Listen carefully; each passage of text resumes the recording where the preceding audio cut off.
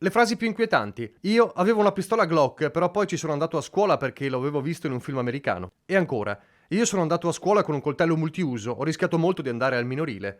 Un altro, io portavo quello a scatto nel giubbino. A scrivere sono ragazzi giovanissimi, minorenni, in una chat Telegram utilizzata per condividere le loro esperienze con le armi e scoperta dalla polizia postale e dalla Digos in 7 città italiane, tra le quali Treviso. Le perquisizioni sono scattate stamattina nell'abitazione degli 8 indagati con il supporto dei cani poliziotto.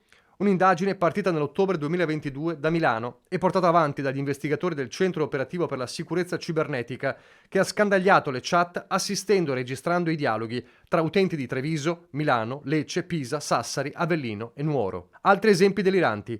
I miei genitori sono contrari alle armi, allora me le fabbrico io, oppure me le prendo da qualche parte. Avete mai fatto una Molotov? Io sì, martedì provo a fare del napalm. Gli internauti, spiega la polizia, affermavano di andare in giro con coltello e a volte persino con pistole a salve o d'aria compressa e pubblicavano foto e video che mostravano le armi esposte in poso durante l'effettivo utilizzo. Nelle loro discussioni su Telegram richiedevano informazioni e consigli su come confezionare molotov, esplosivi e detonatori, pubblicando anche foto degli ordigni realizzati.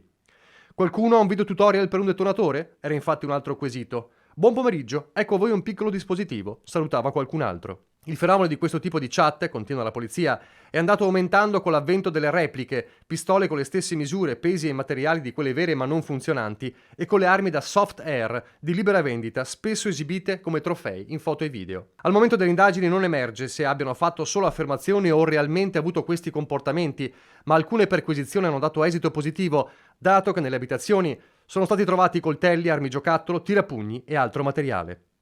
Ragazzini per lo più insospettabili che facevano a gara ad andare a scuola armati di tutto punto, come dei piccoli boss.